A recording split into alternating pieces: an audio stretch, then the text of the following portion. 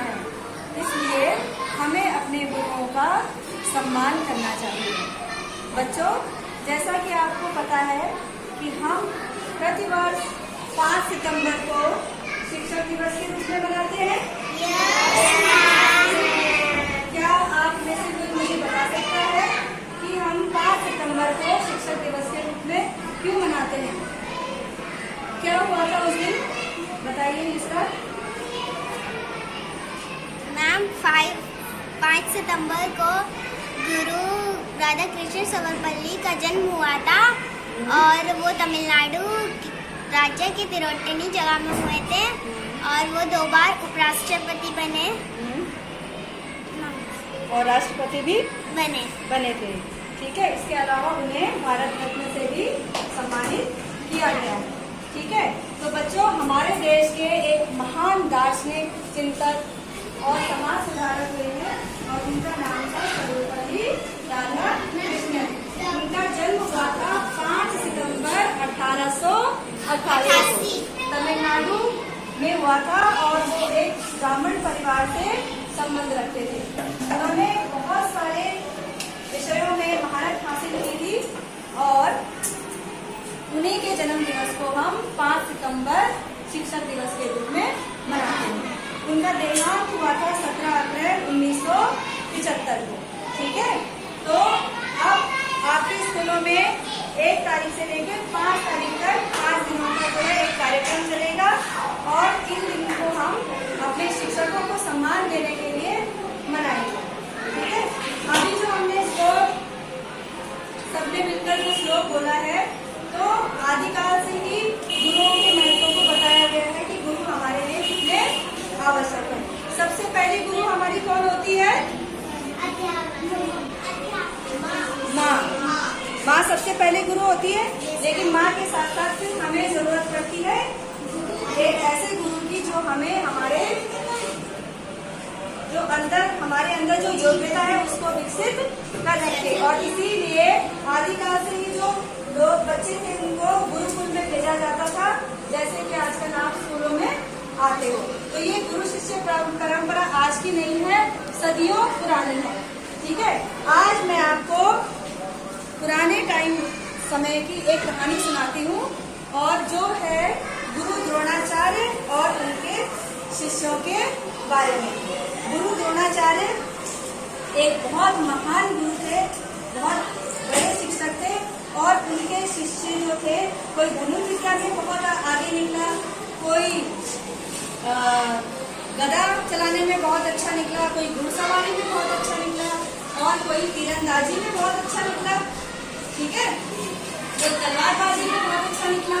तो उन गुरुओं ने किस तरह से एक एक्टिविटी के जरिए, जैसे हम आपको एक्टिविटीज करवाते हैं ना, ऐसी एक एक्टिविटी के माध्यम से उन्होंने क्या शिक्षा दी है, मैं आज आपको वो कहानी सुनाती हूँ। तो गुरु द्रोणाचार्य थे और उनके जो शिष्य थे वो पांडव और कौरव थे। पांडव कितने भाई थे? 5 भाई। और उन 5 भाइयों में सबसे बड़े भाई का नाम क्या था? युधिष्ठिर। क्या नाम था उनका? युधिष्ठिर। और युधिष्ठिर को जो है धर्म का बहुत अच्छा ज्ञान था। ठीक है, उनको धर्म का बहुत अच्छा ज्ञान था और वो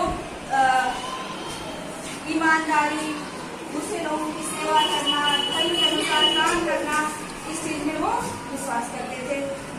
उसके बाद थे भीम, जिनको हम क्या बोलते हैं? गदाधारी। ठीक है, वो बहुत ताकतवर थे।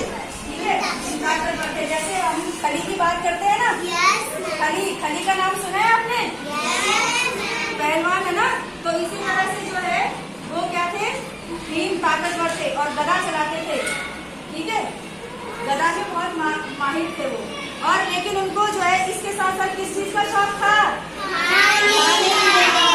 जहाँ उनको खाना दिख जाए, हाँ, उनको इतना शौक था खाने का कि वो बाकी चीज पीछे हो जाती थी और खाने का के बारे में सबसे पहले सोचना। ठीक है, और उसके बाद थे अर्जुन बहुत अच्छे, उस समय के सबसे अच्छे जो धनुर्धर थे, धनुर मतलब धनुष बाण चलाने में जो सबसे अच्छे थे वो कौन थे? अर्जुन। और उनके 2 भाई और थे, उनका नाम था भीम, सहदेव और नकुल। ठीक है, ये बहुत बड़े दर्शन शास्त्री थे, धर्म के बारे में बहुत अच्छा जानते थे। और ये भी बोला जाता था नकुल के लिए कि वो त्रिकालदर्शी थे, मतलब उनको भविष्य में क्या होने वाला है वो पहले से ही पता लग जाता है। ठीक है, तो एक दिन गुरु द्रोणाचार्य अपने शिष्यों के साथ बैठे हुए थे, जैसे कि आज अभी आप मेरे साथ बैठे हुए हो। ठीक है, तो गुरु द्रोणाचार्य ने बोला, जैसे हम आप लोगों का सरप्राइज टेस्ट ले लेते हैं ना कभी कभी, चलो मैं आज आपकी डिक्टेशन ले रही हूँ, वाक्य बनाओ, है ना, सरप्राइज टेस्ट ले लेते हैं जिसके बारे में पहले से पता नहीं होता है। तो जब गुरु द्रोणाचार्य ने अपने शिष्यों को शिक्षा दी तो उन्होंने बोला कि आज तुम्हारा क्या है, एक सरप्राइज टेस्ट है। तो सब सोचने लगे, हाँ आज तुम्हारी परीक्षा है। तो सब सोचने लगे, अरे बाप रे आज क्या लेने वाले हैं हमारे गुरु, आज हमसे क्या पूछने वाले हैं। जैसे आपको लगता है कि आपकी मैडम आज क्या टेस्ट लेने वाली है, उसी तरह से वो भी सोचने लग गए कि पता नहीं क्या पूछेंगे, है ना।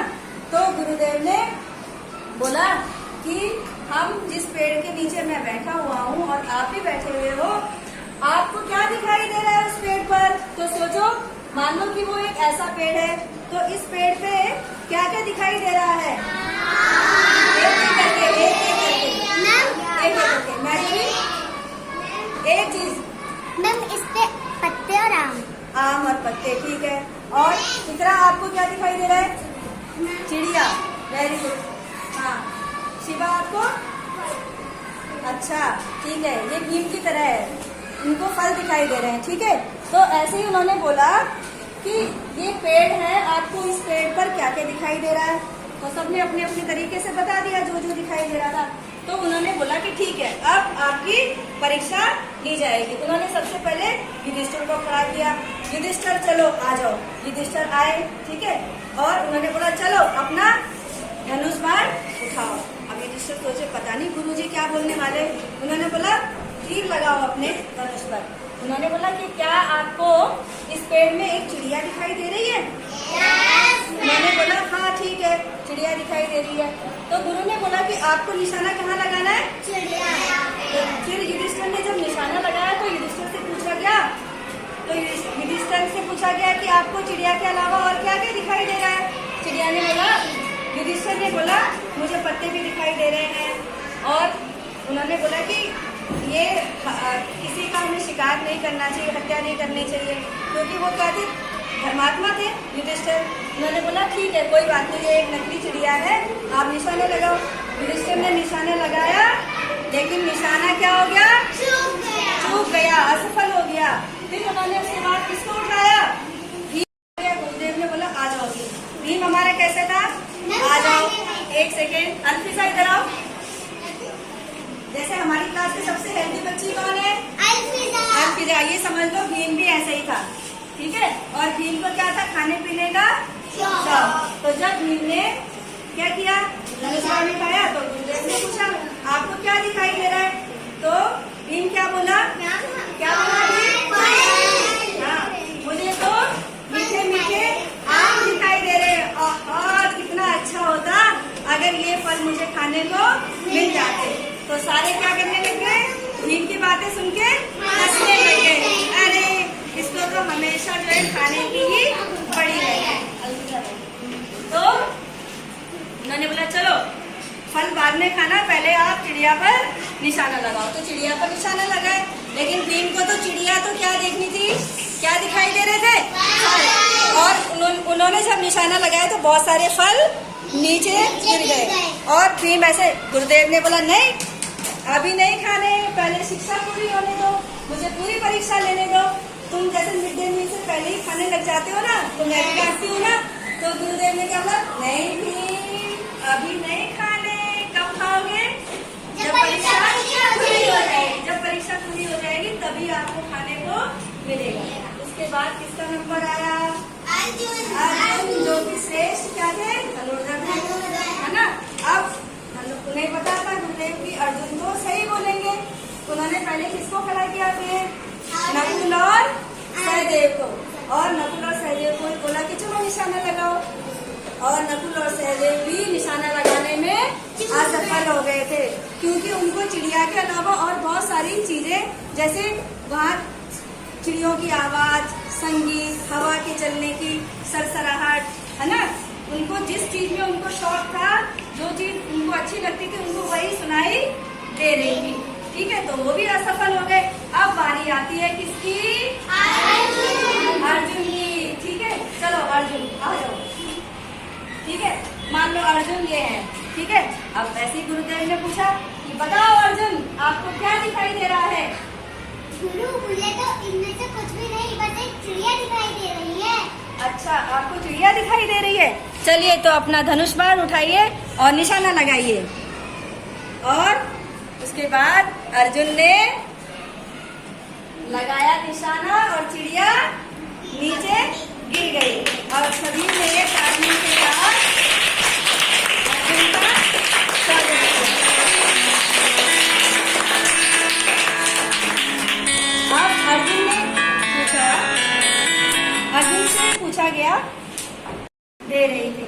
फिर गुरु ने अपने सब शिष्यों को समझाया कि हमारा जो लक्ष्य है, हमें सिर्फ उसी की तरफ ध्यान देना चाहिए। हमारा तन, मन, धन, सब कुछ, हम जो कार्य करना चाहते हैं जीवन में, जो लक्ष्य प्राप्त करना चाहते हैं, जो हासिल करना चाहते हैं, हमें केवल उसकी तरफ ध्यान देना चाहिए, ताकि अगर पढ़ाई का समय है तो हमें पढ़ना चाहिए, खेल का समय है तो हमें ध्यान से खेल में, अगर नृत्य कर रहे हैं, डांस कर रहे हैं तो पूरी ईमानदारी के साथ डांस ही करना चाहिए, पूरा अपना मन उस कार्य में लगा देना चाहिए, तभी हमें जीवन में सफलता मिलती है। और गुरु की महिमा तो इतनी बताई हुई है, जैसे कि मैं आपको बार बार एक दोहा सुनाती हूँ। कौन सा? गुरु गोविंद दोनों खड़े, काके लागो पाँव, बलिहारी गुरु आपने जिन गोविंद दियो मिलाया। कि गुरु और गोविंद दोनों खड़े हैं, गुरु जी खड़े हैं और भगवान भी खड़े हैं, तो मैं किसके चरण स्पर्श करूं? तो मैं चरण स्पर्श उसके करूंगा या उसके करूंगी जिसने मुझे भगवान से मिलाया। तो बच्चों, आपको कैसी लगी ये कहानी?